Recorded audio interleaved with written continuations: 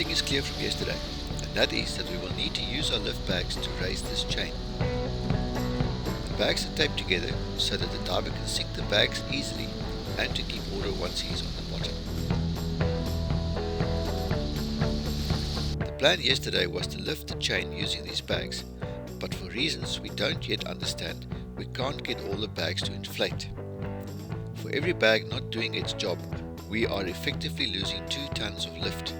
So when 3 aren't working, we are getting only 4 tons of lift as opposed to the full 10 tons counted on. Strops are prepared to enable the diver to attach the lift bags to the chain and to thread the lift bags to the strop.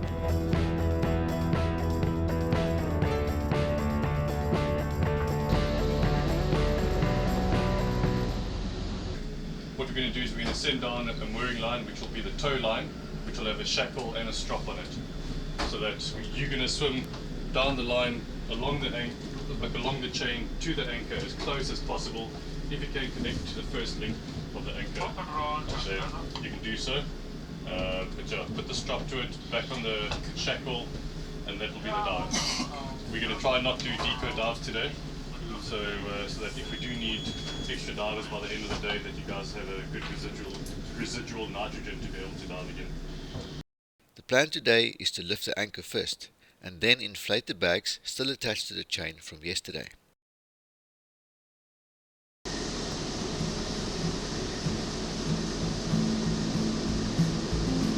The rubber duck Jenna is once again used as our dive support vessel and travels ahead to the dive site to pass the lines to the tug Ibai.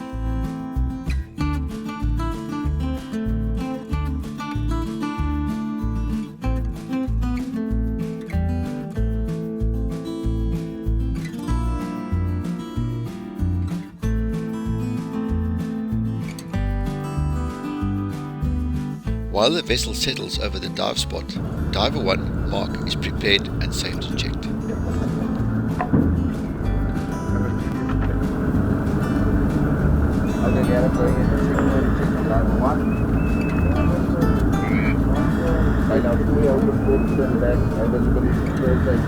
Bailout constant reading 200 bar. Bailout's off at head. Flush is working. Purge is working. Diver has knife, numerous chest height, rescue lanyard, diver has fins closed, diver has fins, gloves, bailout secure the harness, umbilical secure the harness, locked and fully screwed in place, no visible O-rings, neck dam fully extended, both locking pins are in place, diver 1 is ready for water. You will go down and find the anchor and attach a down line to it. You will then attach the first group of lift bags to the anchor.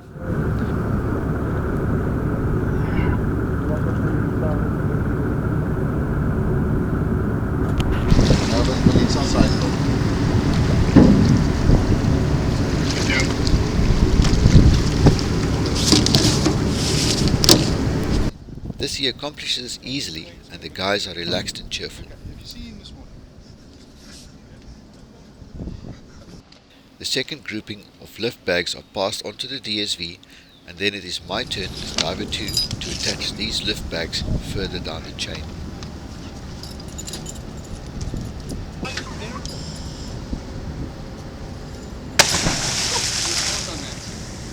Conditions are perfect, and attaching the lift bags and inflating them is easily accomplished.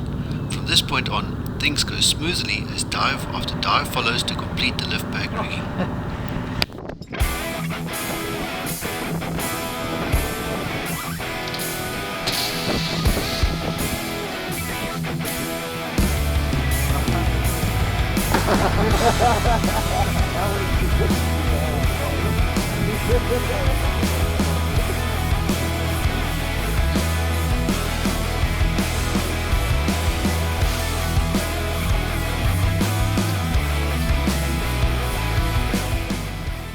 We have various lines in the water from yesterday, and they need to be gathered so we can start lifting the chain.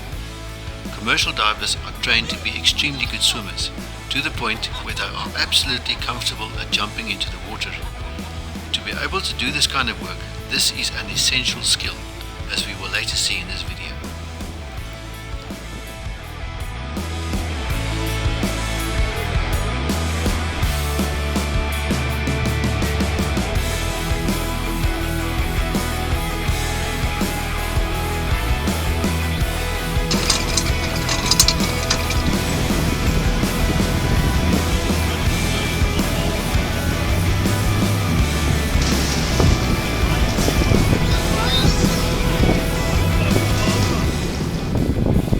do you feel about getting anchored? Feel heavy positive, about 21.6 tons positive today. A lot more positive That's than very yesterday. positive. A lot more positive than yesterday. No, I'm happy. The first he's on the anchor now. He's attached the first shackle and the tow line. So lekker. I'm really glad. And it looks a lot But the second one is closer than we thought. So just he must be lying in a bit of a part. So the chain might be shorter as well. Yes, I'm positive. Lighter. Didn't sleep well last night, but we're back here this morning. With all the bags attached and inflated and our loose lines gathered, we are ready to start lifting the chain and anchor. As usually, before we start, there is a long discussion that involves a lot of pointing.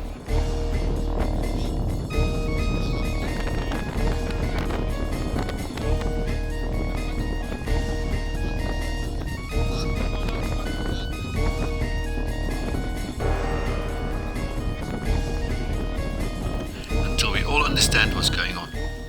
The main reason why lifting this chain is such a mission is because of water depth and the consequent limits to dive time. The plan is to simply lift the gear high enough to be able to clear about 200 years worth of wreckage and to drift the 2.5 kilometers to shallower water where we will be able to have more bottom time to be able to re-rig the lifting gear in preparation for the trip back to port.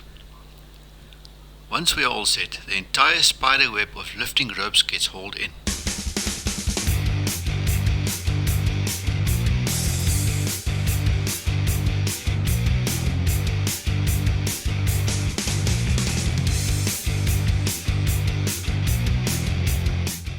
The winch is able to pull 3 sets of lines, and using strops to lock off the main lifting line, we are able to transfer the main pull between lines by locking off one line and then pulling up on another, each one connected to a separate lift bag group or the end of the chain.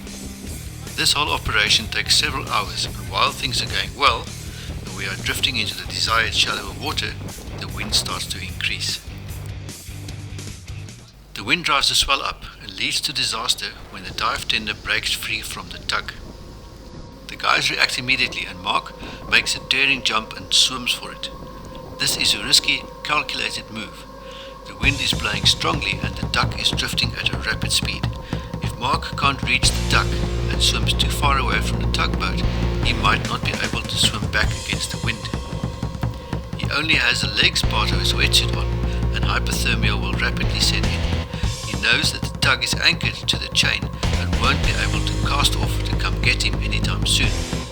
As if this isn't bad enough, this part of the South African coast is one of the best places in the world to encounter great white sharks. He decides to turn back and the duck recovery has now become a man overboard situation.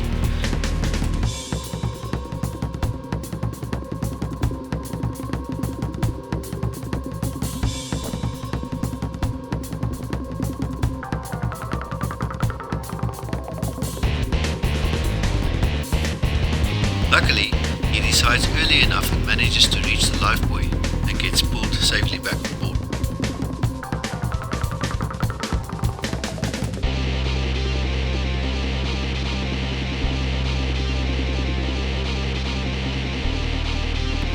Now it is up to the tugboat.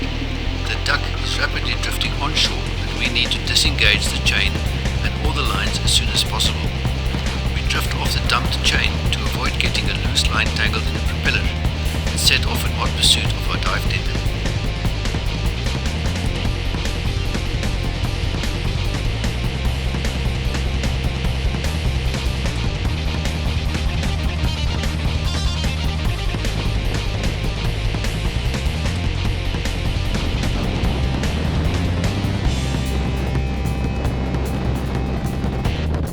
For the second time today, a diver has to swim to recover our duck. This time it is a bit closer and Yuppie does the jump.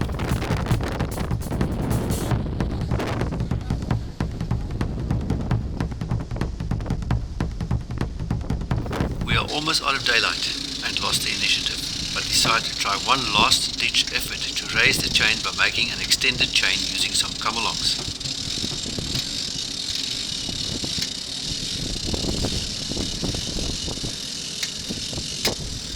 This doesn't work, and the sea is getting rougher by the minute, so we decide to once again go home empty-handed.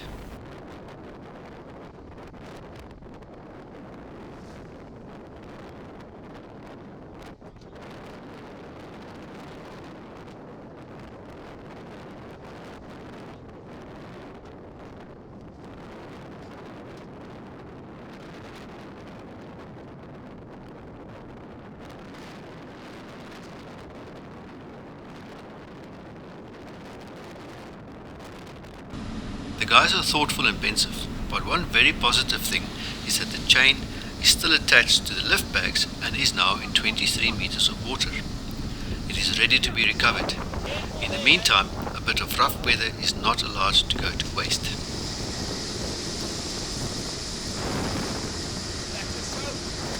In the next episode, lift bag fun, and finally we get to meet one gigantic